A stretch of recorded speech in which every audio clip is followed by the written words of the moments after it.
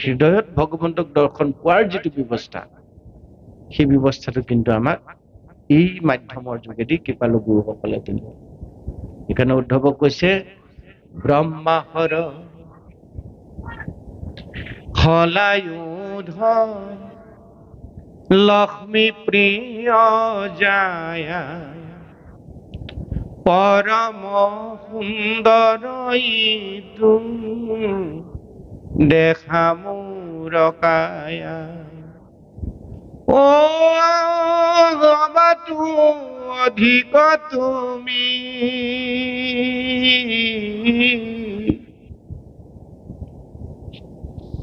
মোৰ প্ৰিয়তম নাহিয়াল বান্ধৱ উদ্ধৱ তুমিহ।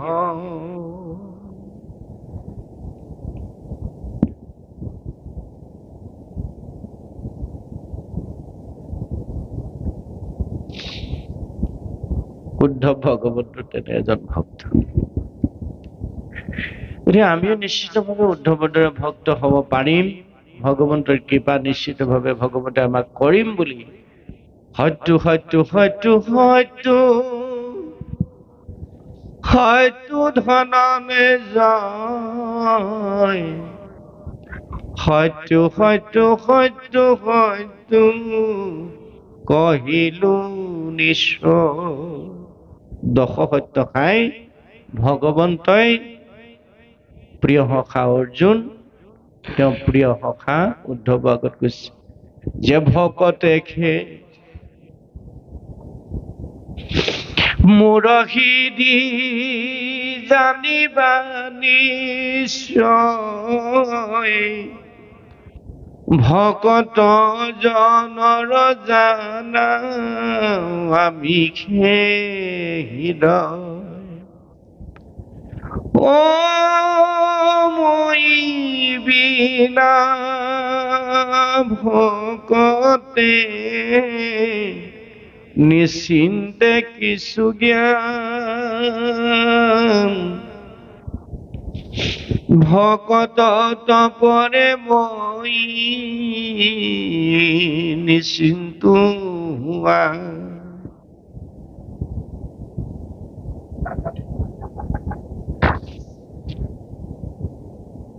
কি সখা উদ্ধৱ, তুমি মোৰ তেনে এজন ভক্ত যে তোমাক এৰি মই কস্মিনকালেও থাকিব নোৱাৰো। আৰু ভকতৰ কাৰণে মোৰ এই বৃহৎ লীলাৰ আয়োজন, যে চতুমহৎ লীলা যে মই সাধন কৰিছো কেৱল মাত্ৰ এই সৃষ্টিখন সুন্দৰ কৰি ৰাখিবৰ কাৰণে। এই সৃষ্টিও এদিন ধ্বংস হব। এই সৃষ্টিখন যে মই পাতনি মেলিলো, ইয়াত যে মই লীলা কৰিছো ভিন্ন সময়ত ভিন্ন অৱতাৰ ধাৰণ কৰি একমাত্ৰ ভকতৰ কাৰণে। যিখন আসনত যেনে বিশেষণেৰে বিভূষিত কৰি আমাক অধিষ্ঠিত কৰা হৈছে, আচলতে আমি সিমানৰ পাত্ৰ নহয়। আমি কথাখিনি কেনেদৰে নিজে অনুভৱ কৰো, সেই অনুভৱ মাত্ৰ আমি আপোনাসৱৰ লগত কিছু আগবঢ়াম। হয়তো বহাটোটা আমাৰ অপৰাধ হ'ব, সমস্ত অপৰাধ সমস্ত দুখ আপোনাসৱৰ পুত্ৰবৎ জ্ঞান কৰি ভাতৃবৎ জ্ঞান কৰি আমাক ক্ষমা দিব। জয় জয় আমি আপোনাসৱ নৰূপী নাৰায়ণৰ চৰণত আমাৰ অজানিতে ৰৈ যোৱা ভুল কুটিৰ কাৰণে আমি ক্ষমা বিচাৰিছো। কৃষ্ণ। তৃতীয় স্কন্ধ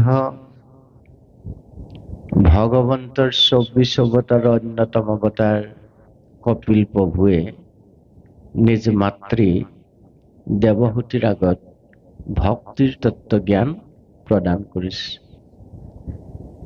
এতিয়া আমি সমস্ত জীৱ উৰণ বুৰণ গজন ভ্ৰমণ, এই চাৰিমুঠি জীৱ ভিতৰত শ্ৰেষ্ঠতম তনুধাৰী জীৱ হল মনুষ্য। মনুষ্য কিয় শ্ৰেষ্ঠ, আমি এই কথাটো প্ৰথম জানি ল'ব লাগিব। যে সমস্ত ভূতত ঈশ্বৰ যিহেতু আছে, উৰণ পুৰণ গজন ভ্ৰমণ চাৰিমুঠি জীৱকে ভগৱন্তই সৃষ্টি কৰিছে। এই চাৰিমুঠি জীৱৰ যোগেদি ভগৱন্তৰ সৃষ্টিত কাৰ্য সম্পাদন কৰিব লগা আছে। এই চাৰিমুঠি জীৱৰ ভিতৰত শ্ৰেষ্ঠতম তনুটো কিন্তু দিলে মনুষ্যক। ভগৱন্তৰ সৃষ্টিত নিখুঁতভাৱে, পৰিকল্পিতভাৱে, শৃংখলিত ৰূপে জগত কল্যাণত কাৰ্য সম্পাদন কৰিব পৰা জীৱই হ'ল মনুষ্য। সেইকাৰণে কৈছে কৃপালু গুৰুজনে যে ধন্য ধন্য কলিকাল, ধন্য নৰ তনুভাল, ধন্য ধন্য ভাৰত বৰিশ। ভাৰতবৰ্ষত কলিযুগত যিসকলে নৰকাই পালে অৰ্থাৎ মনুষ্য জন্ম পালে, সেই সকলোতকৈ ধন্যবন্ত, গুণবন্ত, শ্ৰেষ্ঠবন্ত জীৱ আৰু এই তিনি তৰিকত নাই। যদিও চাৰিমুঠি জীৱ, এই চাৰিমুঠি জীৱৰ ভিতৰত শ্ৰেষ্ঠত্বটো প্ৰদান কৰিলে কেৱল মাত্ৰ মনুষ্যক। মনুষ্য কিহৰ কাৰণে শ্ৰেষ্ঠ? মনুষ্যক চাৰিটা বিশেষ বস্তু ভগৱন্তই দি পঠালে। প্ৰথমটো হ'ল এটা সুন্দৰ দেহ দিলে, যিটো দেহ অন্য জীৱক দিয়া নাই। যিটো দেহৰ সেইটো ঊৰ্ধ্বগামী ওপৰলৈ থকা, অৰ্থাৎ সকলো চিন্তা মনুষ্যৰ বাকী প্ৰাণীতকৈ ঊৰ্ধ্বত, কৰ্মবিলাক বাকী প্ৰাণীতকৈ ঊৰ্ধ্বত অৰ্থাৎ উন্নত। দ্বিতীয়টো মহৎ বস্তু ভগৱন্তই মনুষ্যক দিলে, সেইটো হ'ল বাণী। মানুহৰ বাদে ইতৰ প্ৰাণী অন্য জীৱই কেতিয়াও বাণী ক'ব নোৱাৰে। অন্য জীৱবিলাকে কেৱল মাত্ৰ ধ্বনি কয়। তৃতীয়টো হ'ল মনুষ্যক বিবেক নামৰ এটা বস্তু দিছে, যিটো ইতৰ প্ৰাণীক অন্য জীৱক দিয়া নাই, কেৱল মাত্ৰ মনুষ্যকে দিছে। এতিয়া মানুহ হ'ল বিবেকবান, যি বিবেকৰ জৰিয়তে ভাল বেয়া, ন্যায় অন্যায়, উচিত অনুচিত বিচাৰ কৰিব পাৰে। যি বিবেকৰ জৰিয়তে নৰে ঈশ্বৰত্ব লাভ কৰিব পাৰে, জীৱ শিৱৰ লগত সংপৃক্ত হ'ব পাৰে। জীৱনৰ সমস্ত কাৰ্য পৰিশীলিত, শৃংখলিত, পৰিমাৰ্জিত ৰূপত আগবঢ়াই নি য'ৰ পৰা আহিছে তালৈ ঘূৰি যোৱাৰ পথ প্ৰশস্ত কৰিব পাৰে। সেই বিবেক ভগৱন্তে কেৱল মাত্ৰ মনুষ্যক দিছে। এইটো হ'ল তৃতীয় মহৎ বস্তু। 4 নম্বৰটো হ'ল অন্য প্ৰাণীক এইবিলাক দিয়া নাই। 4 নম্বৰটো হ'ল মন। এটা পবিত্ৰ মনৰ অধিকাৰী কৰি এই মানুহক সংসাৰলৈ ভগৱন্তই পঠিয়াইছে। এই 4টা বিশেষ বস্তুৰ কাৰণে চাৰিমুঠি জীৱৰ ভিতৰত আটাইতকৈ শ্ৰেষ্ঠত্ব আসন লাভ কৰিছে মনুষ্যই। যদি এই মহা সম্পদকেইটা দিয়াৰ পিছত এই সম্পদকেইটা লৈ জীৱন পৰিশীলিত, শৃংখলিত, পৰিমাৰ্জিত ৰূপত আগবঢ়াই নিব পৰা নাই কোনো মনুষ্যই, তেতিয়াহ'লে তাক প্ৰসূত অধম বুলি গালি পাৰিছে। প্ৰসূত অধম কৃষ্ণ বদতি। কোনে কৈছে? ভগৱান কৃষ্ণ, যিজন কৃষ্ণ আমাৰ সকলোৰে পৰম উপাস্য তত্ত্ব। গতিকে প্ৰভু সমস্ত আই মাতৃহৱ জীৱবন্ধুসকল, আমি প্ৰথম এই কথাকেইটা, আমাৰ নিজৰ যিকেইটা কথা, এই কথাকেইটা আমি বোধগম্য হৈ ল'ব লাগিব। এই কথাকেইটা যেতিয়া সাৰোগত কৰি মই কোন ক'ৰ পৰা আহিলোঁ, মই আছোঁ ক'ত, কৰিছোঁ কি, মই কি কৰিলে কলৈ যাম, এই কথাকেইটাত যদি অহৰ্নিশে নিৰন্তৰে সৰ্বক্ষণে নিজক সংপৃক্ত কৰি জীৱনৰ প্ৰতিটো খোজ আমি আগবঢ়াব পাৰোঁ, তেতিয়াহে এই যে আমি 4 দিনীয়াকৈ এতিয়া ভাগৱত পাঠ আৰু পৰ্যালোচনা কৰিছোঁ, ক'ৰবাত 7 দিনীয়াকৈ হৈছে, ক'ৰবাত 2 দিনীয়াকৈ হৈছে, ভৰ খেতি দিনৰ মাজতো যে আমি কৃষ্ণ কথাত এনেদৰে সকলোৱে সৌধ পাতি এই পবিত্ৰ গুৰুগৃহত সমবেত হৈছো, তেতিয়াহে আমাৰ এই 4 দিনীয়া এই মহৎ কাৰ্যসূচী সফল কাম হ'ব। যদিহে আমি তেনেদৰে ভাগৱত কথা শ্ৰৱণ কীৰ্তনৰ নিমিত্তে নিজক প্ৰস্তুত কৰিব পাৰোঁ। যিসকল উদ্যোক্তাই এই মহৎ কাৰ্যসূচী হাতত লৈছে তেওঁলোকতো ধন্যবাদৰ পাত্ৰই, আৰু যিসকলে নিজৰ গাঁঠি ধন খৰচ কৰি এই কাৰ্যৰ সফল কামৰ কাৰণে অহোপুৰুষাৰ্থ কৰিছে, সেইসকলৰ জীৱনো ধন্য। সেইকাৰণে কোৱা হৈছে ধন্য ধন্য কলিকাল, ধন্য নৰতন ভাল, ধন্য ধন্য ভাৰত বৰিক। ভাৰতবৰ্ষত কলিযুগত নৰকাই পায় এই 4টা মহৎ বস্তু আমি যে অলপ আগতে কলো, এটা সুন্দৰ দেশ, এটা বিবেক আৰু পবিত্ৰ মন আৰু বাণী। এই 4টালৈ আমি কাৰ লগত সংযুক্ত হৈছো? মহাপ্ৰভু গোবিন্দৰ লগত। কিহৰ কাৰণে? আমাৰ নিজৰ জীৱন ধন্য কৰাৰ লগতে আমাৰ উঠি অহা যুৱ প্ৰজন্মক যাতে এটা আমি সঠিক ৰাস্তা দিব পাৰো। মহাপ্ৰভু গোবিন্দই নিশ্চিতভাৱে আমাৰ প্ৰত্যেকৰে শিৰত কৃপা বৰ্ষণ কৰিব। আমাৰ যি উদ্দেশ্য, আমাৰ যি লক্ষ্য, এই লক্ষ্য উদ্দেশ্য নিশ্চিতভাৱে সফল কাম কৰিব। এতিয়া ইয়াত খুব সুন্দৰভাৱে এটা কথা কপিল প্ৰভুৱে মাতৃ দেৱহতীক কৈছে যে হে মাও, তুমি মোক পুত্ৰৰূপে পাবৰ কাৰণে এই যুগতে নহয় বহু যুগ সাধনা কৰিছিলা যে ভগৱন্তৰ দৰে এটা পুত্ৰ যাতে আমি লাভ কৰিব পাৰোঁ, আৰু তোমালোকৰ মনোবাঞ্ছা পূৰ্ণ কৰিবৰ নিমিত্তে আমি তোমাৰ গৰ্ভত স্থিত হলো।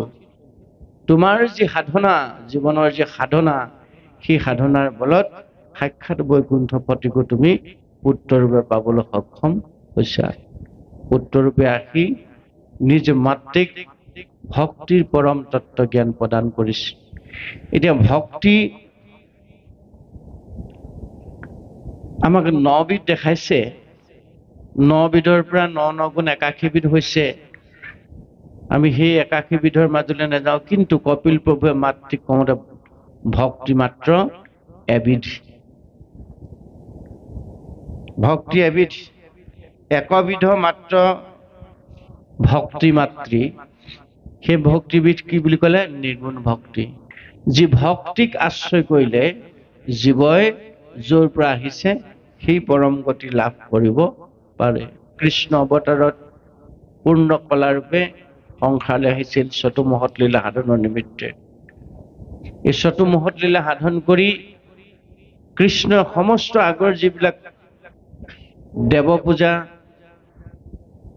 ধ্যান ধাৰণা, বলি বিধান আছিল, সমস্ত তেওঁৰ লগত লৈ গুচি গ'ল। থৈ গ'ল একমাত্ৰ তেওঁৰ নাম। সেইকাৰণে ইয়াত কৈছে যে তোমাৰ নাম ললেই যত যিমান পাপী তাপী আছে সমস্তই কলি যুগত অনায়াসে পৰম গতি লাভ কৰিব পাৰে।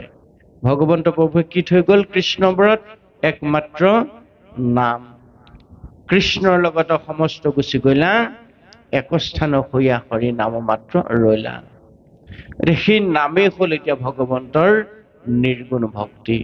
বাকী যিমান বিলাক আছে অন্যান্য কৰ্ম, এইবিলাক হ'ল আগম পন্থ, অৰ্থাৎ সকাম পন্থ। বাকী কৃষ্ণ নাম হ'ল নিগম পন্থ, অৰ্থাৎ সেই হ'ল নিৰ্গুণ ভক্তি। সগুণ আৰু নিগুণ দুটা বস্তু, সকাম আৰু নিষ্কাম দুটা বস্তু। সেই দুটাই চলি আহিছে। এটা হ'ল সকাম, এটা হ'ল নিষ্কাম। এটা হ'ল সগুণ, অন্যটো হ'ল নিৰ্গুণ। এতিয়া আমি সকামৰ যোগেদি নিষ্কামলৈ যাব লাগিব, সগুণৰ যোগেদি আমি নিৰ্গুণ ব্ৰহ্মৰ আশ্ৰয় হ'ব লাগিব। এই যে আমি কৰ্মখিনি কৰিছো, এইখিনি হ'ল কামনাযুক্ত কৰ্ম। এইখিনি হ'ল দেখাক দেখি কৰা কৰ্ম।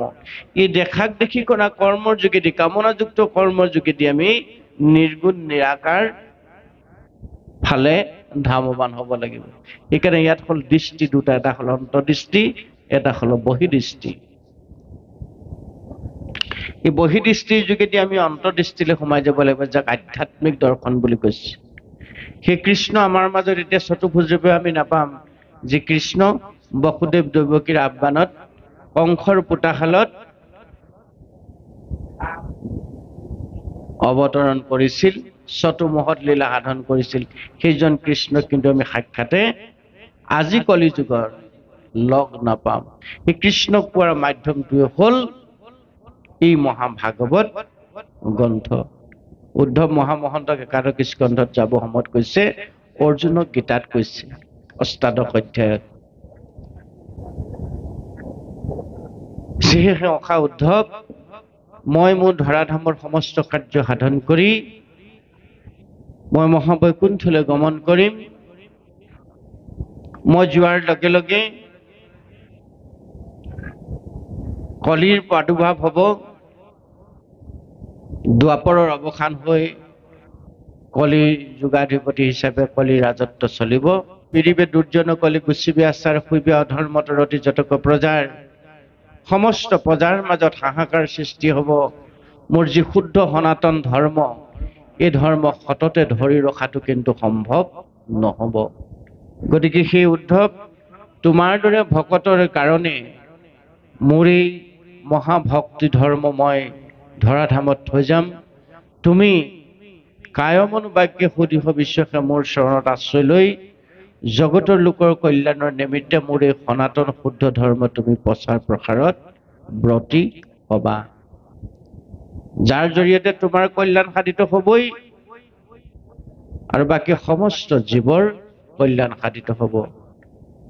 তেতিয়া উদ্ধৱে ভগৱন্তই যেতিয়া সেই বুলি ক'লে, তেতিয়া উদ্ধৱে কৈছে যে প্ৰভু, তুমি যোৱাৰ লগে লগে মই দিনতে আন্ধাৰ দেখিম।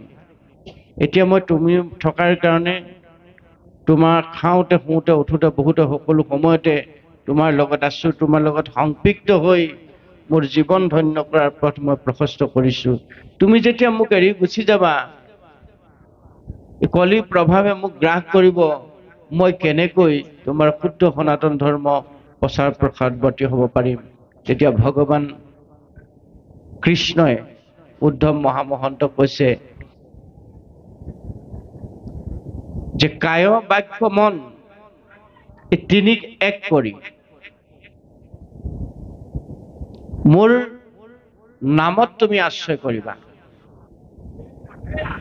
কায় মানে হ'ল দেহ, বাক্য মানে মোৰ গুণনাম বিশিষ্ট শব্দৰ গাঁথনি, আৰু যিটো ভাবুক মন, শ্ৰেষ্ঠতম তনুধাৰী জীৱ হিচাপে তোমাক যিটো পবিত্ৰ মনৰ মই অধিকাৰী কৰিছো, এই মন তিনিটা বস্তু যেতিয়া এক কৰি মোৰ চৰণত সমৰ্পিত হবা, তেতিয়াই মই তোমাক হৃদয়ত দৰ্শন দিম। যেতিয়াই তুমি মোক বিচৰা, মই তেতিয়াই তোমাক হৃদয়ত দৰ্শন দিম। ওলালো মই বৈকুণ্ঠলৈ উদ্ধৱ, তুমি নাকান্দিবা, বিচাৰিলে তুমি মোক হৃদয়তে পাবা। সেইকাৰণে কৃপালু গুৰুজনাই লিখিলে, মুখে বোলা ৰাম, হৃদয় ধৰা ৰূপ, এতেক মুকুতি পাইবা কহিলো স্বৰূপ। এই হ'ল নিৰ্গুণ ভকতি। সগুণ হাকাৰত থাকি নিৰ্গুণ নিৰাকাৰত যিসকলে আশ্ৰয় কৰিলে, কায় বাক্য মন সমৰ্পণ কৰি দিলে মোৰ চৰণত, এইসকল আৰু মোৰ মাজত কোনোদিন এৰাএৰি নহ'ব। সেইজন কৃষ্ণক পোৱাৰ পথটো আমাক প্ৰশস্ত কৰি দিলে। সেইকাৰণে আমাক কায় বাক্য মনে সুদৃঢ় বিশ্বাসে একান্ত ভাৱে সত্যে সত্যে সত্যে পৰম ঈশ্বৰৰ চৰণত আশ্ৰয় ল'বলৈ কৈছে। যেতিয়ালৈকে আমি কায় বাক্য মন ভগৱন্তৰ চৰণত সমৰ্পণ কৰি সুদৃঢ় বিশ্বাসে একান্ত ভাৱে ভগৱন্তৰ নামত নিজক সমৰ্পণ কৰি দিব নোৱাৰিম, তেতিয়ালৈকে ভাগৱত কথাই কিন্তু আমাক ক্ৰিয়া নকৰিব। তেতিয়ালৈকে আমাৰ মনুষ্য জন্ম ধৰা সাৰ্থকতা আমি লাভ কৰিব নোৱাৰিম, যেতিয়ালৈকে ঈশ্বৰ কৃষ্ণৰ চৰণত আমি নিজক সমৰ্পণ কৰি দিব নোৱাৰিম। সেই কৃষ্ণ ক'ত আছে বুলি ক'লে, প্ৰত্যক্ষভাৱে বাংময়মূৰ্তি ভাগৱতত আছে, যি বাংময়মূৰ্তি আমি গুৰু আসনত প্ৰতিষ্ঠা কৰিছো। সাক্ষাৎ ভগৱন্ত গুৰু আসনত উপবিষ্ট কৰা হৈছে। সেই মহাভাগৱততো ভগৱন্ত আছো বুলি কৈছে। উদ্ধৱ মহামহন্তক যাব সময়ত ক'লে যিহে উদ্ধৱ মই এতিয়া তিৰোধাই কৰিম, প্ৰস্থান কৰিম, তিৰোধায় প্ৰবিষ্ট হম। পুনৰ কিন্তু মই প্ৰৱেশ কৰিম ক'ত? ভাগৱত অৰ্ণৱ, ভাগৱত সমুদ্ৰত। অৰ্ণৱ মানে হ'ল সমুদ্ৰ, ভাগৱত সমুদ্ৰত মই পুনৰ প্ৰৱেশ কৰিম। তেনে বাগময় মূৰ্তি, মোৰ এই বাগময় মূৰ্তি অৰ্থাৎ কথাৰ মূৰ্তি, বাক মানে কথা, মোৰ কথাৰ মূৰ্তি তেনে বাগময় মূৰ্তি প্ৰত্যক্ষ বৰ্ততে হৰেং, প্ৰত্যক্ষ ভাৱে হৰণ কৰি লৈ যাব। কি হৰণ কৰিব? শ্ৰৱণাত, সেৱনাত, পাঠাত, দৰ্শনাত। ইয়াক যদি শ্ৰদ্ধাৰে শ্ৰৱণ কৰা যায়, শ্ৰদ্ধাৰে দৰ্শন কৰা যায়, শ্ৰদ্ধাৰে পাঠ কৰা যায়, আৰু শ্ৰদ্ধাৰে যদি মহাভাগৱতক সেৱা কৰা যায়, তেতিয়াহ'লে আমাৰ যি পাপ হৈছে, আমাৰ যি তাপ হৈছে, আমাৰ যি অসূয়া, আমাৰ যি অপ্ৰীতি, এইবিলাক ভগৱন্তে তৎক্ষণাৎ নাশ কৰি দিব। আৰু এইবিলাক যেতিয়া আমাৰ মনৰ মাজৰ পৰা, আমাৰ হৃদয়ৰ মাজৰ পৰা, অন্তৰৰ পৰা যেতিয়া নাইকিয়া হৈ যাব, তেতিয়া আমি ঈশ্বৰ কৃষ্ণৰ লগত সংপৃক্ত হৈ যাব পাৰিম। সেইকাৰণে উদ্ধৱক কৈছে, তেনে বাগময় মূৰ্তি প্ৰত্যক্ষ বৰ্ততে হৰং, শ্ৰৱণাত, সেৱনাত, পাঠাত, দৰ্শনাত পাপনা শ্ৰেণী।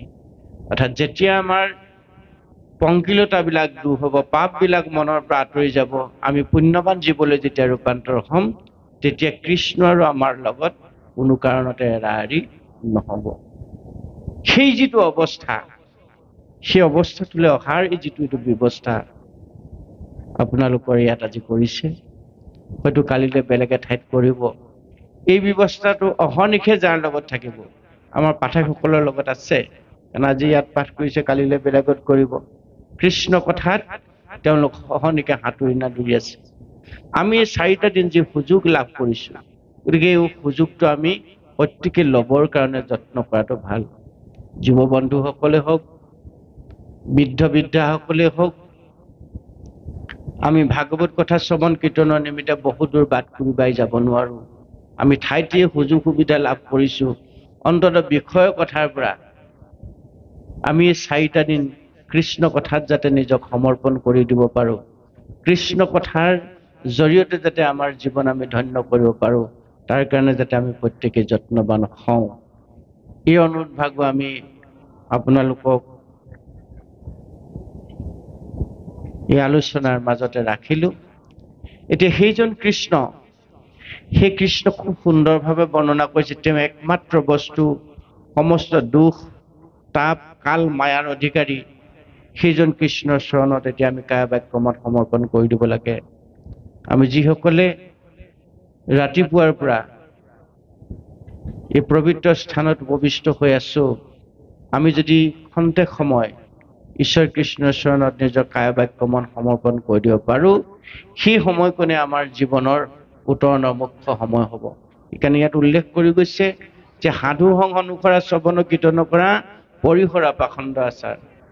আমি ইয়াত যদিও সাধু সংগ বুলি সকলো ইয়ালৈ আহিছো, অন্য কথা যদি আমি ইয়াত পাতি আছো ঈশ্বৰৰ কথাৰ ব্যতি ৰাখি, কিন্তু আমাৰ সাধু সংগ হোৱা নাই। সেইকাৰণে বিষয়ৰ কথা আমি পৰিহাৰ কৰি একমাত্ৰ ঈশ্বৰ কৃষ্ণৰ কথাত আমি যিকণ সময় ইয়াত থাকিম, কায় বাক্য মন যদি আমি সমৰ্পণ কৰি দিব পাৰো, তেতিয়াহ'লে বিষয়ৰ পৰা আমাৰ মতি আঁতৰি যাব, ঈশ্বৰ কৃষ্ণৰ লগত আমাৰ সংপৃক্ত হোৱাৰ পথ আমি প্ৰশস্ত কৰি ল'ব পাৰিম। এতিয়া কায় আমি ভগৱন্তৰ চৰণত অৰ্পণ কৰিম, বাক্যবিলাক অৰ্পণ কৰিম, আমাৰ মন অৰ্পণ কৰি দিম, যাতে ভগৱন্তৰ কৃপা আমাৰ প্ৰত্যেকৰে হৃদয়ত বৰ্ষণ হয়। সেইজন কৃষ্ণৰ পৰিচয়টো আমি প্ৰথম লৈ লওঁ। বৰ সুন্দৰভাৱে আমাক নামঘোষাত বৰুৱাৰপুৰে পৰিচয় কৰাই দিলে। অকৃষ্ণ একদেৱ দুখ হাৰি,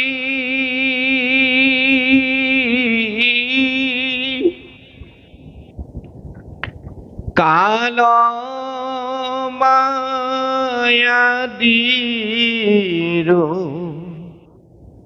অধিকাৰী,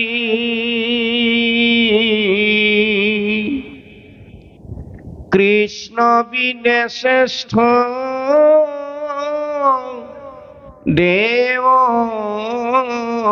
না, হিনাহি আর সৃষ্টি স্থিতি অন্ত কারি দেও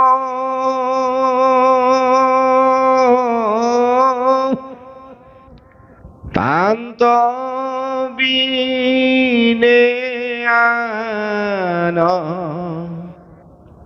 নাহি কে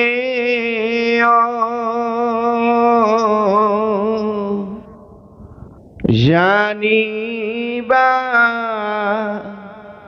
বিষ্ণুহে সমস্ত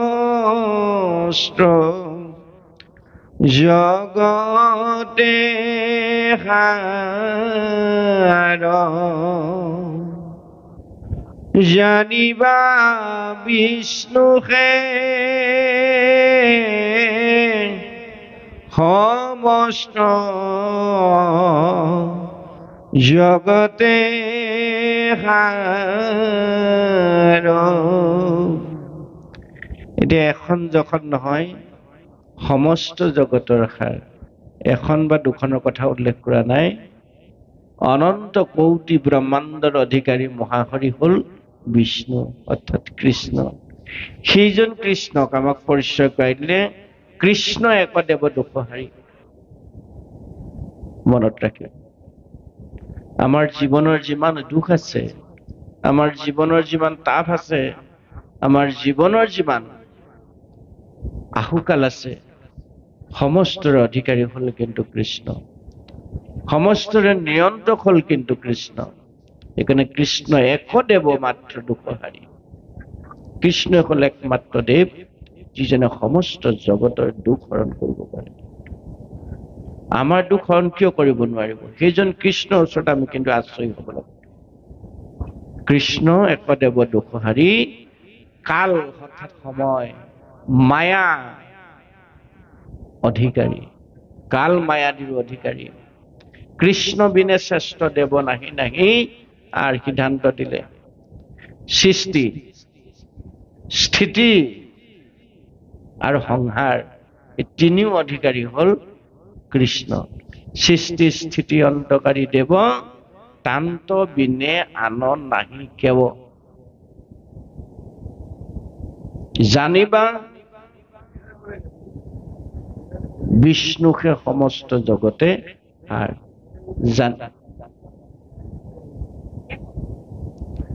জানিবা সমস্ত জগতৰ সাৰ হল মহাহৰি বিষ্ণু বা কৃষ্ণ সেইজন কৃষ্ণ আমাক পৰিচয় কৰাইলে সেইজন কৃষ্ণ ক'ত থাকে বাগময় ৰূপে ভাগৱত গৰ্ভৰ মাজত আছো বুলি কাক কৈছে প্ৰিয় সখা সুহৃদ বান্ধৱ উদ্ধৱৰ আগত সেইজন কৃষ্ণই আপোনাক মোক কেতিয়া ভাল পাব সেইজন কৃষ্ণই আপোনাৰ মোৰ জীৱনৰ দুখবিলাক কেতিয়া হৰণ কৰি ল'ব আপোনাৰ মোৰ পাপবিলাক তাপবিলাক কেতিয়া হৰণ কৰি লৈ যাব যেতিয়া আমি কৃষ্ণৰ বল্লভ হ'ব পাৰিম কৃষ্ণৰ বল্লভ হোৱাৰ ব্যৱস্থাটো কি কৃষ্ণৰ চৰণত কায় বাক্য মন সমৰ্পণ শাস্ত্ৰত ঢেৰ কথা নাই কথা মাত্ৰ দুটা শাস্ত্ৰত কথা মাত্ৰ দুটা এটা হল বিষয় হল কৃষ্ণ আৰু সেই কৃষ্ণক কোৱাৰ উপায়টো হল ভাৱ হল ভক্তি মূল বিষয় কৃষ্ণ অৰ্থাৎ বিষ্ণু আমাৰ মনুষ্যই ভগৱন্তক চিন্তা কৰিব লাগিব আমি তেওঁক সম্পূৰ্ণ অন্তৰ্জয় কৰিবলৈ আমাৰ গাত কোনখিনি গুণ আমি কিছুমান এক্টিং কৰিব লাগিব দেখুনীয়া কৰিব লাগিব তেখেতৰ ভাল পায় ভগৱন্তই আৰু মায়াই আমাক কি কৰিছে অনবৰতে বিজুলীৰ নিচিনাকে আমনি কৰিছে সেই বস্তুটো আমি কৃষ্ণৰ ওচৰলৈ আচল ঠাইডোখৰলৈ যাবলৈ হলে আমাক কোনকেইটা গুণৰ অধিকাৰী হ'ব কৃষ্ণ আমি সেই কথাখিনিকে ক'বৰ কাৰণে গৈ আছো আচলতে পৰিৱেশটো লাগিব এই কাৰণে কৈছো যে অন্য কথা যাতে আমি নাপাতো কৃষ্ণ কথাত যদি আমি প্ৰত্যেকেই কায় বাক্য মন সমৰ্পণ কৰি দিব পাৰোঁ, বেলেগ কথা যাতে এই সময়ত আমাৰ মন মগজুলৈ নাহে। তাৰ কাৰণে আমি সেইজন কৃষ্ণৰ প্ৰথম পৰিচয়টো ল'লো। সেইজন কৃষ্ণ বাগময় ৰূপে আমাৰ সন্মুখত আছে। সেইজন কৃষ্ণ আত্মাৰূপে চৈতন্য শক্তিলৈ আমাৰ প্ৰত্যেকৰে হৃদয়ে হৃদয়ে আছে, আত্মা ঈশ্বৰ। গতিকে সেইজন ঈশ্বৰৰ লগত আমি নিজক সংপৃক্ত কৰি দিব লাগে। নিজক মানে অৰ্থাৎ জীৱাত্মাক, মনক ভগৱন্তৰ পৰমাত্মাৰ লগত সংযোগ কৰি দিয়া যিটো ব্যৱস্থা, সেই ব্যৱস্থাটো আমাক কীৰ্তন দশম ঘোষা ৰত্নাৱলী গীতা ভাগৱতে দেখুৱাই আহিছে। আৰু কৃপালু গুৰুসকলে আমাক দিলে সেইজন কৃষ্ণৰ চৰণত আপুনি মই যেতিয়া শুদ্ধ শৰণ ল'ম, কায় বাক্য মন যেতিয়া আমি সমৰ্পণ কৰি দিম, সেইজন কৃষ্ণৰ কৃপা অনায়াসে আমি লাভ কৰি থাকিম। সেই কৃষ্ণৰ চৰণৰ পৰা, সেই কৃষ্ণৰ কৃপাৰ পৰা আমি কেতিয়াও বঞ্চিত হ'ব নালাগে। আমি যদি তাকে নকৰি আপুনি সোধাৰ দৰে আমি যদি কেৱল মাত্ৰ অভিনয়হে কৰিছো, দেখুৱাক দেখি যদি কৰিব লাগে কাৰণে কৰিছো, অনুষ্ঠান পাতিব লাগে কাৰণে যদি আমি পাতিছো, তাৰ পৰা কিন্তু আমাৰ একো উপকাৰ নহ'ব। আমি মাত্ৰ টকা পইচা খৰচ কৰি প্ৰতি বছৰে বছৰে জাক জমকতাই অনুষ্ঠান পাতি থাকিব পাৰিম, কিন্তু আমাৰ লাভ নহ'ব। লাভ হোৱাৰ যিটো ব্যৱস্থা, সেই ব্যৱস্থাটো কিন্তু আমাক দিছে। এতিয়া কায় বাক্য মন, কায় বুলি কওঁতে আমাৰ দেহটোৰ কথা কৈছে, পদৰ পৰা মস্তকলৈকে। এই দেহটো নিজৰ আঙুলি আছে ৯৪ আঙুল। এই দেহটো ভগৱন্তৰ চৰণত প্ৰথম সমৰ্পণ কৰক। দ্বিতীয়তে আমি যিবোৰ কথা পাতি আছো, যিবোৰ শব্দ গাঁথনি আমি বাক্য বুলি আছো, এই বাক্যবোৰ আমি ভগৱন্তৰ চৰণত অৰ্পণা কৰি দিওঁ। তৃতীয়তে আমাৰ যিটো মন, যিটো মনত আপুনি ভবাৰ দৰে, আপুনি কোৱাৰ দৰে আমাক মায়া আৰু অসূয়া আপৃত্তিবিলাকে আমনি কৰি আছে, যাৰ কাৰণে আমি পৰম সত্য বস্তু দৰ্শন আজিলৈকে লাভ কৰিবলৈ সক্ষম হোৱা নাই। মুখে বোলা ৰাম, হৃদয় ধৰা ৰূপ। ৰাম বুলিছো ঠিকে আছে, হৃদয়ত যেতিয়া আমি ৰূপটো ধৰিব পৰা নাই, সেইকাৰণে ভগৱন্ত কৃপাৰো আমাৰ শিৰত পোনপটীয়াকৈ পৰা নাই। ভগৱন্ত কৃপাৰ পৰা আমি বহু সময়ত বঞ্চিত হৈছো, যাৰ কাৰণে এইখিনি দূৰীকৰণৰ কাৰণেই আমি কায় বাক্য মন ভগৱন্তত অৰ্পণ কৰিব লাগে। এতিয়া কায় অৰ্পণ কৰোঁতে দেহটো ভগৱন্তত অৰ্পণ কৰি দিয়াৰ লগে লগে দেহৰ ধৰ্ম আমি ৰক্ষা কৰিব লাগিব। দেহটো ভগৱন্তত অৰ্পণ কৰি দিম, দেহৰ অৰ্পণ কৰোঁতে ভগৱন্তক আমি খাটিব লাগিব যে হে প্ৰভু, তুমি দিয়া সুন্দৰ দেহটো মই তোমাৰ চৰণত আজি সন্তে অৰ্পণ কৰিলো। এই দেহটোৱে কস্মিন কালেও কাকো যাতে অপঘাত কৰিবলৈ মোৰ হাতখন আগবাঢ়ি নাযায়, কাকো যাতে পদাঘাত কৰিবৰ কাৰণে মোৰ ভৰিটো আগবাঢ়ি নাযায়, কাৰো যাতে অপকাৰ সাধন কৰিবৰ নিমিত্তে মোৰ দেহৰ ইন্দ্ৰিয়বিলাক আগবাঢ়ি নাযায়, তাৰ কাৰণে মই তোমাৰ চৰণ মোৰ দেহটো অৰ্পণ কৰিলো। আজি হন্তে তুমি মোৰ এই দেহটো নিজৰ কৰি লোৱা। এই বুলি যেতিয়া আপুনি মই ভগৱন্তৰ চৰণত দেহটো অৰ্পণ কৰি দিম, ভগৱন্তই সেই দেহটো ধৰ্ম ৰক্ষাৰ নিমিত্তে আমাক 3টা বস্তু প্ৰদান কৰিব। আপুনি মই দেহটো অৰ্পণ কৰিলো, নমাগো সুখ ভোগ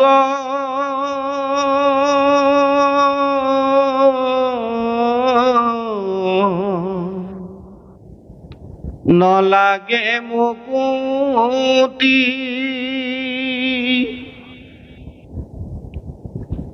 তোমাৰ চৰণে মাত্ৰ থাকুক ভকতি। ভগৱন্তক কিন্তু এইটো বস্তু বিচাৰিব আমি জানিব লাগিব যে প্ৰভু, মোক সুখ ভোগ ঐশ্বৰ্য বিভূতি একোকা নালাগে, লাগে মাত্ৰ তোমাৰ আতুল চৰণ, তোমাৰ চৰণত যাতে মোৰ ৰচলা ভক্তি বাঢ়ে। এইকণ যদি কৃপা কৰা মোৰ জীৱন ধৰা সাৰ্থক হ'ব। এই চিন্তাৰে যাৰা সকলে এই মহামন্ত্ৰৰে ভগৱন্তৰ চৰণত নিজৰ দেহ অৰ্পণ কৰিলে, যে সুখ ভোগ ঐশ্বৰ্য বিভূতি প্ৰভু মোক একোকা নালাগে, লাগে মাত্ৰ তোমাৰ আতুল চৰণ, সদা সৰ্বদা যাতে তোমাৰ আতুল চৰণ মই সেবি থাকিবলৈ পাওঁ, তোমাৰ চৰণৰ কৃপা যাতে সৰ্বক্ষণে মোৰ শিৰত থাকে। এই ভাৱেৰে যাৰা সকলে ভগৱন্তৰ দেহটো অৰ্পণ কৰিলে, ভগৱন্তই লগে লগে সেইজন ভকতক 3টা বস্তু দিব। যেটি হে বৎস তুমি যি চিন্তাৰে যি উদ্দেশ্যেৰে তোমাৰ পবিত্ৰ লাৱণ্য দেহটো মোৰ চৰণত অৰ্পণা কৰিলা, সেই দেহটো ধৰ্ম ৰক্ষাৰ নিমিত্তে মই তোমাক তিনিটা বস্তু দিলো। সেই তিনিটা কি? দেহৰ ধৰ্ম হ'ল ত্ৰাণ, দান আৰু ৰক্ষণ। হয় নহয়? আমাৰ দেহটো ধৰ্ম কি আমি জানিব লাগিব। দেহটো ধৰ্ম হ'ল ত্ৰাণ কৰা, দেহটো ধৰ্ম হ'ল দান কৰা, দেহটো ধৰ্ম হ'ল ৰক্ষণ কৰা। কোনোবা এজন বিপদত পৰিছে, তেওঁক উদ্ধাৰ কৰাটো হ'ল দেহৰ ধৰ্ম। এই দেহৰ ধৰ্ম ৰক্ষা আমি যেতিয়া সৰ্বক্ষণে কৰিব পাৰিম, এতিয়া বেলেগকৈ আপুনি মই শাস্ত্ৰ অধ্যয়ন কৰি বেলেগ ধৰণে ভকতি আৰু ভগৱন্তত কৰিব নালাগে। এইটো হ'ল কায় ধৰ্ম, এইটো হ'ল কায় অৰ্পণ ভগৱন্তত। দ্বিতীয়টো হ'ল বাক্যবিলাক অৰ্পণ। আমি যেতিয়া বাক্যবিলাক শুদ্ধ চিত্তে ভগৱন্তত অৰ্পণা কৰিব পাৰিম। কি বুলি এটা মন্ত্ৰ আছে, সেই মন্ত্ৰটো আমি ভগৱন্তত দিব লাগিব। ঢেৰ মন্ত্ৰ আছে নামঘোষাত, কিন্তু তাৰ পৰা আপুনি বাছি লৈ এটা মন্ত্ৰ ভগৱন্তত দি বাক্যবিলাক সমৰ্পণ কৰি দিয়ক যে প্ৰভু আপুনি মোক ক'বৰ কাৰণে এখন মুখ দিছে, শুনিবৰ কাৰণে অজস্ৰ পিন্ধা দিছে। গতিকে মোৰ যিখন মুখ দিলে, এই মুখেৰে মই তোমাৰ যেতিয়া প্ৰেম অমৃতময় বাণী নিজৰ লগতে জগতৰ কল্যাণত বলিম। এই বাণীবিলাক আজি সন্তে মই তোমাৰ চৰণত অৰ্পণ কৰিলো। এইখন মুখেৰে যাতে সৎ বাক্য সৎ কথাহে মোক বেকত কৰা, কাৰো অন্তৰত আঘাত লগা বাক্য যাতে এখন মুখেৰে মই বুলিব লগা নহয়। এইকণ কৰোণা যদি তুমি মোক কৰা, মোৰ জীৱন ধৰা সাৰ্থক হ'ব। এই বুলি ৰাতিপুৱা আৰু গধূলি যি বাক্য ভগৱন্তৰ চৰণত অৰ্পণা কৰিলে, শুই উঠিয়ে বিচনাৰ পৰা যি ঈশ্বৰ সেৱা আৰম্ভ কৰি দিলে, ভগৱন্তত বাক্য অৰ্পণা কৰি দিলে, সেই বাক্য ভগৱন্তই ল'লে আৰু বাক্য ধৰ্ম ৰক্ষাৰ নিমিত্তে ভগৱন্তই সেই জীৱক তিনিটা বস্তু প্ৰদান কৰিব। এতিয়া আমি বাক্যবিলাক ভগৱন্তত কেনেকৈ প্ৰদান কৰিম? আমাৰ বাক্যবিলাক ভগৱন্তই কেতিয়া ল'ব?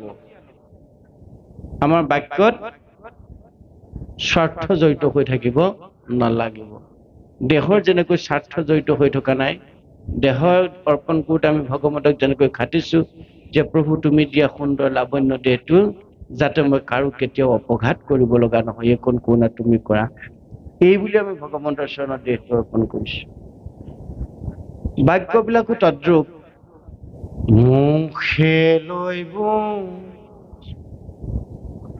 নাম প্ৰভু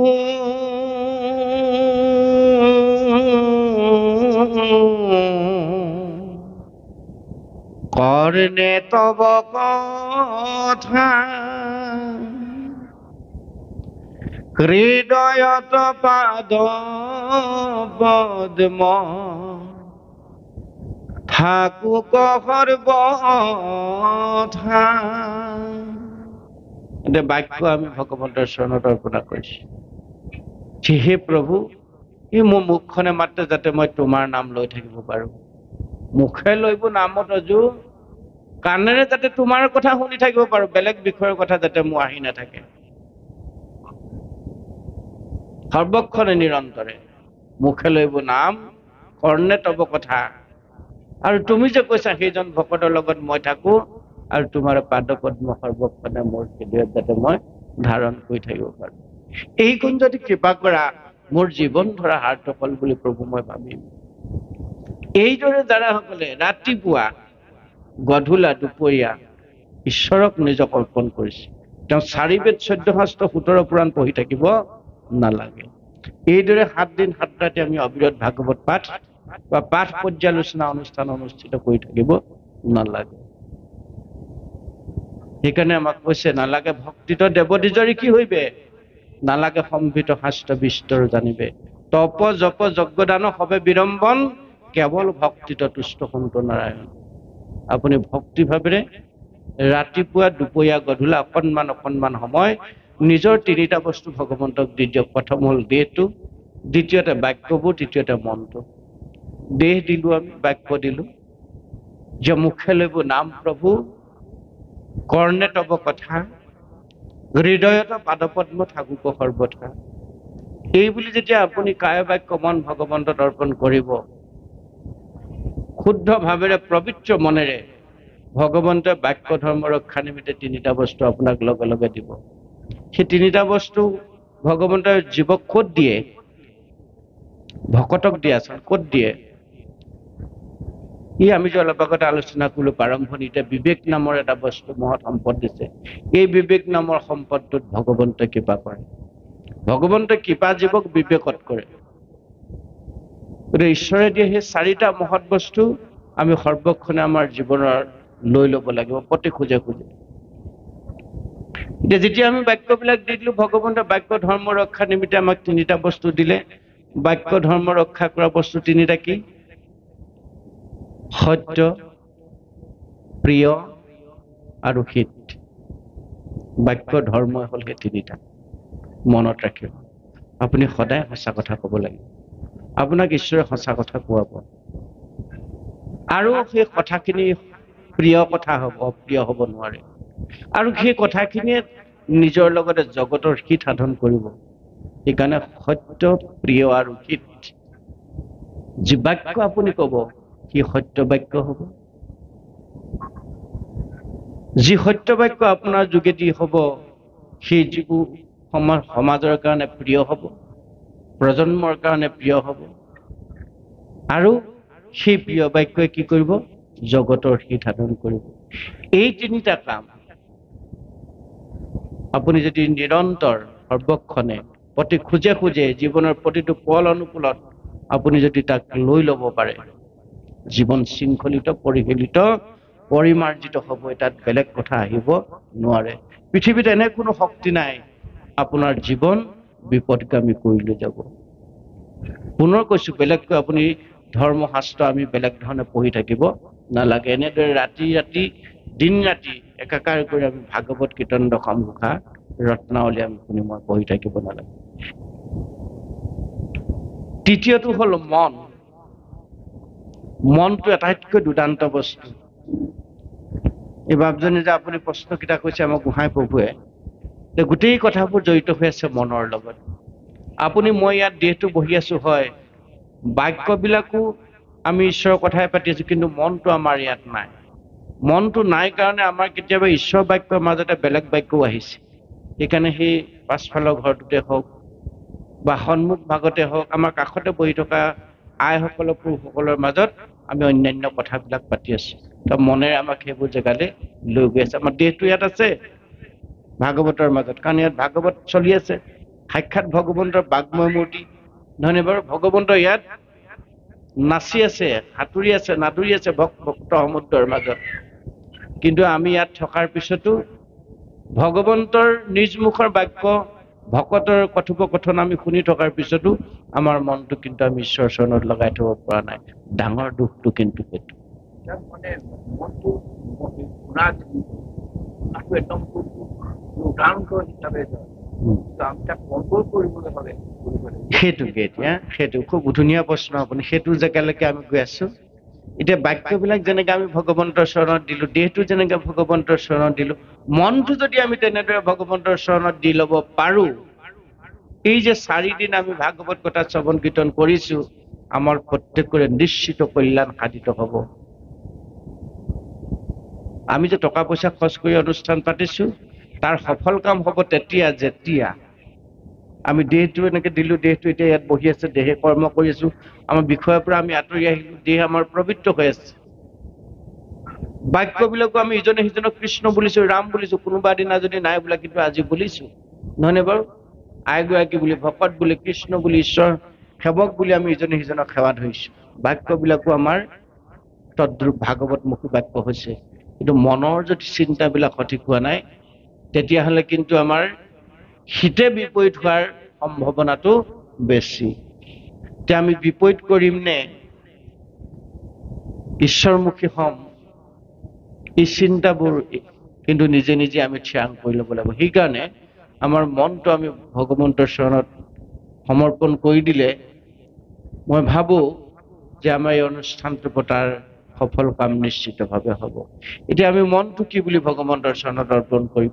ভগৱন্তই কৈছে যে সমস্ত মোক দিয়া, মই ল'বৰ কাৰণে, তোমালোকক কৃপা কৰিবৰ কাৰণে সৰ্বক্ষণে প্ৰস্তুত হৈ আছো। মন মনা ভৱ মত ভক্ত মত জাজি, মাং নমস্কুৰম আমি বৈশ্যসী সত্যং তে প্ৰতিজনে পৰিহসিম। গীতাৰ অষ্টাদশ অধ্যায়ত প্ৰিয় সখা অৰ্জুনক কৈছে যে হে সখা মন মনা ভৱ মোকেই ভাবা, মত ভক্ত মোকে ভজা, মত যাজি মোতে যজ্ঞ কৰা। এই যে যজ্ঞ ভাগ কৰিছে ভাগৱত মহাযজ্ঞ নাম যজ্ঞ কাত ঈশ্বৰত কৰা নাই জানো? এই সুন্দৰ ডেকৰামটো যে আমি কৰিছো কাৰ কাৰণে? ঈশ্বৰৰ কাৰণে। এই যজ্ঞ কৰ্ম ভাগ কৰিছো ঈশ্বৰতে অৰ্পণ কৰিছো। এইখনে মত যাজি মাং নমস্কাৰ, তেওঁকে নমস্কাৰ সেৱা পূজা কৰিছো। নাম প্ৰসংগৰে আমি কাৰ্য সম্পাদন আৰম্ভ কৰিছো আৰু নাম প্ৰসংগৰে তেওঁৰ নামেৰে আমি এদিন শেষ কৰিমগৈ। আৰু 2টা দিনৰ পিছত নামতে আৰম্ভ কৰিছো, নামতে শেষ হ'ব। এটা প্ৰণালীবদ্ধ যিহেতু আমি কৰ্মখিনি কৰিছো আৰু গোটেইকেইটা দিন আমি ইয়াত প্ৰণালীবদ্ধভাৱে থকাটো প্ৰয়োজন। অৰ্থাৎ নীতি নিয়ম সংযম মেৰে আমি থাকি এই কৃষ্ণ মহান যজ্ঞ ভাগত 4 দিনীয়া যজ্ঞ ভাগত যাতে ক'তো বিচ্যুতি নঘটে তাৰ কাৰণে কিন্তু আমি প্ৰত্যেকেই যত্নবান হোৱাটো প্ৰয়োজন। তেতিয়া সেই 4 দিন মহাযজ্ঞ কৰ্মৰ যোগেদি আমাৰ ফল আমি লাভ কৰিবলৈ সক্ষম হ'ম। গতিকে মন ভগৱন্তৰ চৰণত আমি অৰ্পণ কৰি দিব লাগিব।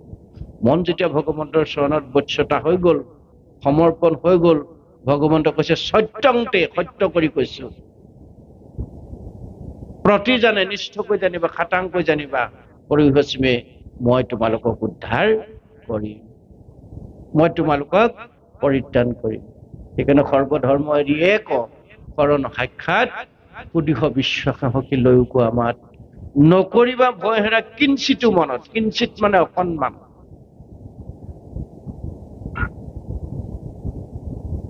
নকৰিবা ভয় হেৰা কিঞ্চিতো মনত, কৰিব সুৰক্ষা মই সমস্ত ভয়। ভয় সংশয় দুখ একো মনলৈ নানিবা, নিসন্দেহে মোৰ চৰণত সমৰ্পণ হৈ দিয়া, কায় বাক্য মন অৰ্পণ কৰি দিয়া।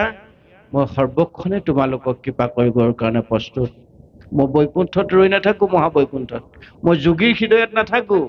সেইসকল ভক্ত তোমালোকৰ দৰে ভক্তৰ গুণানুকীৰ্তন মই উপভোগ কৰিবলৈ বৈকুণ্ঠ ত্যাগ কৰি, যোগীৰ হৃদয় ত্যাগ কৰি আজিৰ এই পবিত্ৰ দিলিহী গোহাঁইগাঁও আলিচুক নামঘৰত মহাপ্ৰভু গোবিন্দ বিৰাজমান হৈ আছে। মনত ৰাখিব।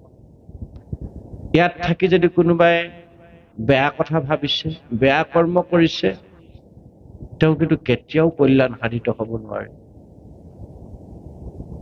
কোনো কালে তেওঁ কল্যাণ সাধিত হ'ব নোৱাৰে। এই জন্ম বাদ দিয়ক, কোটি কোটি জন্ম তেওঁ ৰৌৰৱ নৰকত পৰিব লাগিব।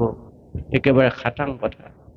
সেইকাৰণে ভগৱন্তই কৈছে সৰ্বধৰ্মান পৰিত্যজ্য মামেকং শৰণং ব্ৰজ অহং ত্বং সৰ্ব পাপেভ্যো মোক্ষয়িষ্যামি মা শুচঃ। সেই জীৱক মই মুক্তি প্ৰদান কৰিমেই। আজি নহ'ব পাৰে, 2 দিন দেৰিকে হ'লে তেওঁ মোৰ কৃপাধন্য হ'ব। খালি আমাক দৃঢ়বদ্ধটো লাগিব, ধৰি দৃঢ়বদ্ধ কৰি যত্ন বিপৰীত। কোনোবাই কৰিছে নাই চাবলৈ বাদ দিয়ক, মই কি কৰিছো এইটো চাবৰ কাৰণে আমি সৰ্বক্ষণে কিন্তু যত্ন কৰিব লাগিব। আমি যদি আনক চাই থাকো তেতিয়াহ'লে কামত নাহিব। সেইকাৰণে ভক্তি সদায় নিজৰ নিজৰ কাৰণে। এবিধেই মাত্ৰ ভক্তি, সেইবিধ হ'ল নিৰ্গুণ ভক্তি। কপিলে মাতৃদেৱহতী আগত কৈছে নিৰ্গুণ ভক্তি হ'ল একমাত্ৰ কৃষ্ণ সেৱা। মনত ৰাখিব। কৃষ্ণৰ নামত কায় বাক্য মন সমৰ্পণ, কৃষ্ণৰ নামক আশ্ৰয় কৰা আৰু নামতে সৰ্বস্ব অৰ্পণ কৰাটোৱে হ'ল একমাত্ৰ নিৰ্গুণ ভক্তি। বাকী যিমানবিলাক দেখিছে শুনিছে এইবোৰ চব সগুণ আৰু সকাম ভক্তি, যাৰ জৰিয়তে জীৱৰ কল্যাণ সাধিত নহয়। সেইকাৰণে কৃষ্ণ যেতিয়া বৈকুণ্ঠ ধামলৈ গতি কৰিলে, উদ্ধৱক যাবৰ সময়ত কৈ গ'ল যে কৃষ্ণৰ লগতে সমস্ত গুচি গ'লা, একস্থান হৈ হৰি নাম মাত্ৰ ৰৈলা। এতেকে নামতে সমস্ত পুণ্য পায়, জানি হবে ফুৰা হৰি গুণ গায়। এতিয়া আমাৰ নামত আশ্ৰয় কৰিবলৈ গৈছে মন, এতিয়া আমি ভগৱন্তৰ চৰণত অৰ্থাৎ ভগৱন্তৰ নামত লগাই দিব লাগে। মন কি বুলি লগাম? মনৰ মন্ত্ৰ কি? দেহ অৰ্পণ কৰা মন্ত্ৰ আমি পালো, বাক্য অৰ্পণ কৰা মন্ত্ৰ আমি পালো, অৰ্পণ কৰিলো। এতিয়া মন ভগৱন্তৰ চৰণত লগাই দিব লাগে। আৰু মন লগাওঁতে ভগৱন্তক অকণমান খাটিব লাগে মনেৰে, যে হে প্ৰভু তুমি দিয়া মনটো যিটো বৰ দুৰ্দান্ত বস্তু, যি অস্থিৰ, তাক সততে স্থিৰ কৰিব পৰা নাযায়। গৰু শিংটোৰ আগত তিলটো পৰিলে যিমান সময় স্থিৰ হৈ থাকে, আমাৰ মনটো সিমান সময় স্থিৰ হৈ থাকে। এনে এটা অস্থিৰ মনক প্ৰভু তোমাৰ চৰণত মই কেনেকৈ সমৰ্পণ কৰিম? ভগৱন্তই কৈছে সেইটোকো মই তোমাক উপায় প্ৰদান কৰিম। উপায়টো আমাক ভগৱন্তই দিলে, কি দিলে? যে মনটো তুমি খুব যত্ন কৰি মোৰ চৰণলৈ লৈ আহা, মনটো মোৰ চৰণত সমৰ্পণ কৰি দিয়া, আৰু মনক নিয়ন্ত্ৰণ কৰিব পৰা 3টা বস্তু ঔষধ মই তোমাক প্ৰদান। এতিয়া আমি মনটো ভগৱন্তক দি দিব লাগে। সকলোৱে দিয়ক। মনটো দিওঁতে ভগৱন্তক অকণমান খাটক যে প্ৰভু তোমাৰ এই অস্থিৰ মনটো মই তোমাৰ চৰণত সমৰ্পণ কৰিছো। এই মনটোৱে যাতে কেতিয়াও কাৰো অহিত চিন্তা কৰি মই জীৱনৰ পৰিকল্পনা কৰিব লগা নহয়। ডাঙৰ কথা কিন্তু মনত ৰাখিব। এই কথাবোৰ আপোনালোকে বজাৰত কিনিবলৈ গ'লে কোনোবা গুৰু গোসাঁইৰ ওচৰত বিচাৰি গ'লে নাপায়। সেইকাৰণে শাস্ত্ৰ অধ্যয়ন কৰিব লাগে জ্ঞানৰ নিমিত্তে। এই যে যিবোৰ জ্ঞান, এই জ্ঞানবোৰ ক'ত আছে? শাস্ত্ৰৰ মাজত আছে। সেইকাৰণে আমি শাস্ত্ৰ অধ্যয়ন কৰিব লাগে। পঢ়িবাক লাগে শাস্ত্ৰ জ্ঞানৰ নিমিত্তে। শাস্ত্ৰ কিয় অধ্যয়ন কৰিব লাগে? ভকত হৈ তাল বজাই সকাম খাই ঘূৰি ফুৰিবলৈ নহয়। আমাৰ জীৱনৰ গোটেই সম্বলখিনি, জীৱন কি, মই কোন ক'ৰ পৰা আহিলো, মই আছো ক'ত, কৰিছো কি, মোৰ জীৱনৰ উদ্দেশ্য লক্ষ্য কি, মই কি কৰিলে কলৈ যাম, মইতো মৰিবৰ কাৰণে জন্ম হৈছো। মোৰ বয়স কিমান? 100 বছৰ। 100 বছৰ এটা জীৱন লৈ মই সংসাৰলৈ আহিলো। শুই থাকোতে 50 বছৰ গ'ল, হয় নহয়? অধ্যক্ষ বিফল যায় জানিবা নিদ্ৰাত। তাৰমানে 100 বছৰৰ আধাটো জীৱন শুই থাকোতে গ'ল। এই কথা হ'ল মনটো আমি ভগৱন্তৰ চৰণত অৰ্পণা কৰি দিব লাগে। শেষৰ বস্তু এই 3টা আমি সদায় ৰাতিপুৱা, দুপৰীয়া, গধূলি অৰ্পণ কৰিবলৈ যত্ন কৰিব লাগে। দুপৰীয়া নোৱাৰিলো অন্ততঃ ৰাতিপুৱা আৰু গধূলা 2টা সময় আমি গুৰু সেৱা, ঈশ্বৰ সেৱাত নিজক সমৰ্পণ কৰা। নিজক সমৰ্পণ কৰা মানে কায় বাক্য মন সমৰ্পণ কৰা, বেলেগ একো নহয়। এতিয়া শেষৰটো হ'ল মন। মনটো ভগৱন্তক অৰ্পণ কৰি দিলো। কি বুলি? মনটো অৰ্পণ কৰোঁতে ভগৱন্তক খাটিলো যে প্ৰভু তোমাৰ এই পবিত্ৰ মনটো তোমাৰ চৰণত মই অৰ্পণ কৰিছো এই কাৰণে যে মোৰ জীৱন যাত্ৰাত মই যাতে কাৰো অপকাৰ সাধন কৰাৰ পৰিকল্পনা কৰিব লগা নহয়। অৰ্থাৎ আমি গোটেই জীৱনৰ পৰিকল্পনাটো কৰো মনেৰে। কালিলৈ কি কৰিম, 5 বছৰ পিছত কি কৰিম, 10 বছৰ পিছত কি কৰিম, গোটেই পৰিকল্পনা কিহে কৰে? মনেৰে কৰে। গতিকে আমাৰ জীৱনৰ পৰিকল্পনা যদি সঠিক হয়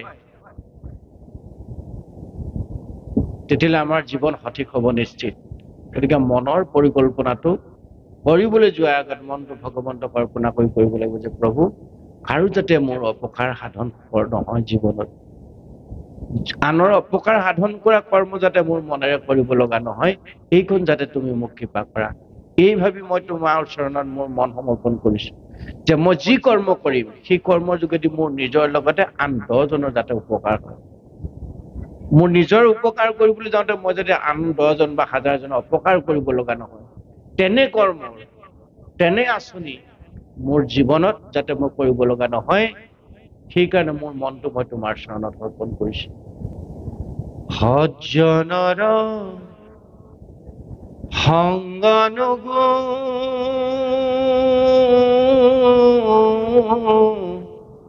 সুখ সৰ্বক্ষণে এতেক প্ৰসাদ মাগো তোমাৰ চৰণে। সেইটো বাক্যই দিব লাগে, ধেৰ দিব নালাগে। ৰাতিপুৱা অকণমান দিয়ক যে সেই প্ৰভু মোৰ মনেৰে যাতে সৰ্বক্ষণে সজ্জন, সৎপুৰুষৰ, সাধুৰ সং, তোমাৰ একান্ত ভক্তৰ সং যাতে লাভ কৰো। মই শুই উঠাৰ পৰা পুনৰ শুৱালৈকে দিনটো 24 ঘণ্টাৰ ভিতৰত অন্ততঃ যি 12 ঘণ্টা বা 14 ঘণ্টা মই সাৰে থাকিম, জীৱনৰ কৰ্মখিনি মই কৰিম, জগত কল্যাণকামী কৰ্মত মই নিজক সমৰ্পণ কৰি দিম। এই সময়কণত যাতে তোমাৰ একান্ত ভক্তৰ সংগ মই লাভ কৰো। কস্মিন কালিও যাতে মই দুষ্ট অসতৰ সংগত এই সময়খন পাৰ কৰিব লগা নহয়, যাতে তোমাৰ একান্ত ভক্ত সাধু সন্তৰ সংগতেই মই পাৰ কৰিব পাৰো। এইখন যাতে তুমি মোক কৃপা কৰা। এই ভাবি মোৰ মন মই তোমাৰ চৰণত অৰ্পণ কৰিছো।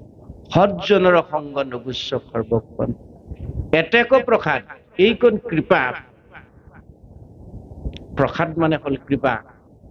এতেক প্ৰসাদ মাগো তোমাৰ চৰণ।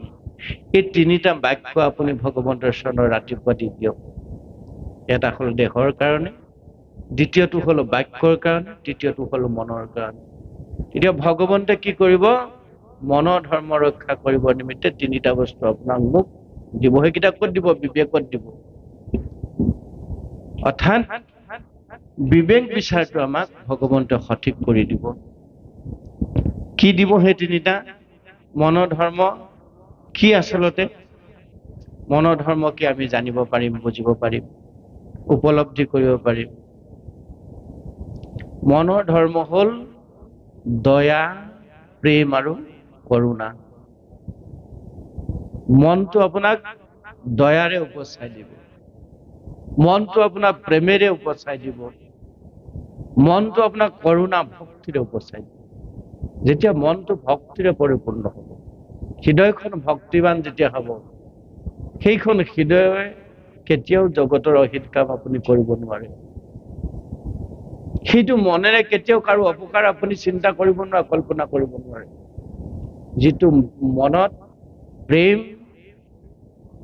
দয়া আৰু কৰুণাৰে পৰিপূৰ্ণ হ'ব, সেইখন যিখন হৃদয় প্ৰেম, দয়া, কৰুণাৰে পৰিপূৰ্ণ হ'ব, সেইখন হৃদয়ত ভগৱন্ত নিগাজি কৰি থাকে। ভগৱন্তৰ কৃপা বেলেগকে আপুনি লাভ কৰিব নালাগে। সেইখন হৃদয় এৰি ভগৱন্ত কেতিয়াও কলৈকো যাব নোৱাৰে। সেইকাৰণে ভগৱন্তে কৈছে যে মই বৈকুণ্ঠত নাথাকো, মই যোগীৰ হৃদয়তো নাথাকো, সেইজন ভকতৰ হৃদয়ত, সেইজন ভকতৰ লগত, সেইজন ভকতৰ সংগত মই অহনিকে থাকো, যিজনে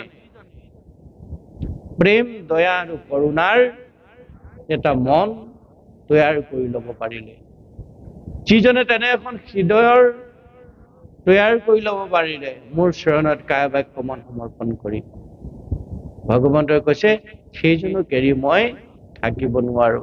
আৰু তেনে এজন মোৰ প্ৰিয় ভক্ত হলা সিংহখা উদ্ধৱ।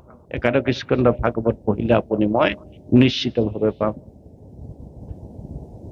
ভাগৱতৰ ভক্তিৰ চূড়ান্ত নিদৰ্শন হ'ল ভাগৱত একাদশ স্কন্ধ উদ্ধৱ কৃষ্ণ সংবাদ। আৰু গীতাৰ সপ্তমৰ পৰা অষ্টাদশ অধ্যায়লৈকে যিখিনি কথা কৃষ্ণ অৰ্জুনে কথোপকথন। সেইকাৰণে ভগৱন্তে কৈছে যে হে সখা উদ্ধৱ, এইভাৱে যিসকলে মোৰ চৰণত নিজক সমৰ্পণ কৰি দিলে, সেইসকলক এৰি মই থাকিব নোৱাৰো। নাহং তিষ্ঠামি বৈকুণ্ঠে যোগিনাং হৃদয়নস্য মদ ভক্ত যত্ৰ গায়ন্তি তত তিষ্ঠামি নাৰদ। নাৰদতো ভগৱন্তে কৈছে সেই দেৱৰীকে, মই বৈকুণ্ঠত নাথাকো, মই যোগীসকলৰ হৃদয় নাথাকো, যিসকলে যুগ যুগান্তৰ সমস্ত বিষয় বাসনা ঘৰ দুৱাৰ পৰিহাৰ কৰি অৰণ্যত গৈ মোৰ যোগ সাধনৰ যোগেদি, তপ সাধনৰ যোগেদি মোক ধ্যান ধাৰণা কৰি থাকে, সেইসকলৰ হৃদয়তো মই নাথাকো। ক'ত থাকো? মদ ভক্তৰা, মোৰ ভক্তই য'ত কায় বাক্য মনেৰে সুদীহ বিশ্বকে একান্ত ভাৱে সত্যে সত্যে সৌত পাতি মোৰ গুণ নাম শ্ৰৱণ কীৰ্তন কৰে, সেয়া দ্বিতীয় বৈকুণ্ঠলৈ পৰ্যবেক্ষিত হয়, সেই স্থানত মই সৰ্বক্ষণে থাকো। মদ ভক্ত যত্ৰ গায়ন্তী, য'ত গাই শ্ৰৱণ কীৰ্তন কৰে আমাৰ ভক্ত সমুদায়, আপোনালোকে সৌত পাতি ঈশ্বৰৰ নাম লৈছে 4টা দিন, তত্ৰ তিষ্ঠামি নাৰদ, মই সেই স্থানত থাকো। আৰু তাত থাকি ভকতক মই সৰ্বক্ষণে কৃপা কৰো। কেনেকে কৰো? অষ্টাদশ অধ্যায় একেবাৰে শেষৰ পদত কৈছে গীতাত, আঠে বেঠে যাওঁ মই চাপো সন্নিহিত, দেখিয়া তাহাক মই হওঁ আনন্দিত। সেই সখা অৰ্জুন, যিজনে মোৰ গুঞ্জক তেওঁ শ্ৰীমুখ পদ্মখনতে বেকত কৰে, যেন অমৃতৰ কলহে তেওঁ বাকী আছে মোৰ গুঞ্জক, মই তেনেদৰে আঠে বেঠে মহাবৈকুণ্ঠৰ পৰা সেইজনৰ ওচৰলৈ যাওঁ। পৰম আনন্দে তেওঁ মোৰ গুঞ্জক শ্ৰৱণ কীৰ্তন কৰি থাকে, মই তাক তাৰ ৰস আস্বাদন কৰি থাকো। ইয়াত ভগৱন্ত আছে। ভগৱন্তে আমাৰ সকলোকে আপুনি মই নভবা নিচিন্তাকৈ কৃপা কৰি আছে। উদ্ধৱক সেই কথাটোকে কৈছে যে তেনে এজন প্ৰিয় ভক্ত তুমি মোৰ, আৰু মোৰ সেইকাৰণে ভক্ত হোৱা সৰ্বক্ষণ, মোৰ চৰণত আশ্ৰিত হোৱা সৰ্বক্ষণ মই নিৰন্তৰে তোমাক কৃপা কৰি থাকিম। তুমি তাৰ কাৰণে মই যে তোমাক এতিয়া এৰি থৈ যাম, তাৰ কাৰণে তুমি দুখ নকৰিবা। তুমি যেতিয়াই বিচাৰা, মহা বিপদত, সুখত, দুখত, আনন্দত, উৎসৱত যেতিয়াই বিচৰা মই তেতিয়াই তোমাক দৰ্শন দিম। গতিকে মই বৈকুণ্ঠলৈ ওলাইছো, তুমি দুখ নকৰিবা, বিচাৰিলে তুমি মোক হৃদয়তে পাবা। হৃদয়ত ভগৱন্তক দৰ্শন পোৱাৰ যিটো ব্যৱস্থা, সেই ব্যৱস্থাটো কিন্তু আমাক এই মাধ্যমৰ যোগেদি কৃপালু গুৰুসকলে দিলে। সেইকাৰণে উদ্ধৱক কৈছে ব্ৰহ্মাহৰ হলায়ুধ লক্ষ্মী প্ৰিয় যায় পৰম সুন্দৰ ইটো দেখা মোৰ কায়া। ও বাবাতো অধিক তুমি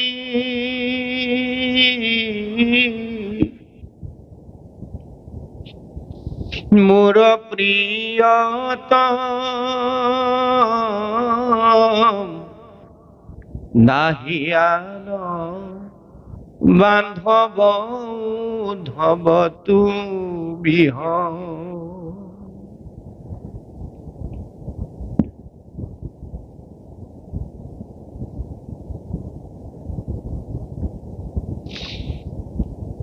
উদ্ধৱ ভগৱন্তৰ তেনে এজন ভক্ত।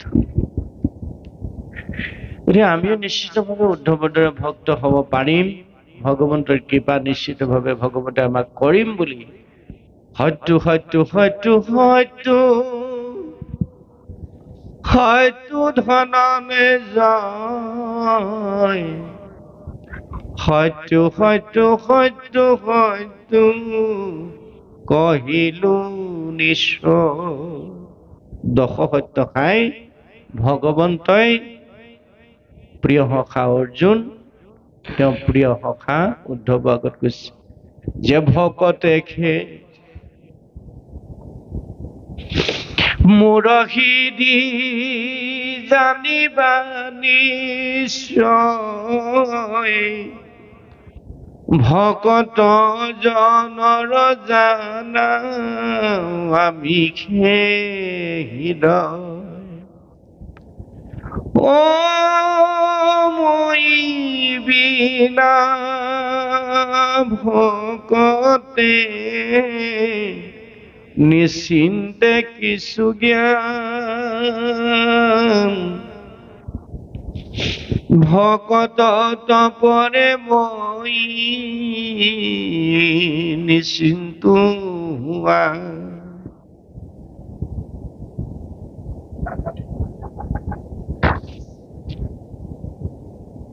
কি সখা উদ্ধৱ, তুমি মোৰ তেনে এজন ভক্ত যে তোমাক এৰি মই কস্মিন কালেও থাকিব নোৱাৰো, আৰু ভকতৰ কাৰণে মোৰ এই বৃহৎ লীলাৰ আয়োজন, যে চতু মহৎ লীলা যে মই সাধন কৰিছো কেৱল মাত্ৰ এই সৃষ্টিখন সুন্দৰ কৰি ৰাখিবৰ কাৰণে। এই সৃষ্টিও এদিন ধ্বংস হব। এই সৃষ্টিখন যে মই পাতনি মেলিলো, ইয়াত যে মই লীলা কৰিছো ভিন্ন সময়ত ভিন্ন অৱতাৰ ধাৰণ কৰি, একমাত্ৰ ভকতৰ কাৰণে।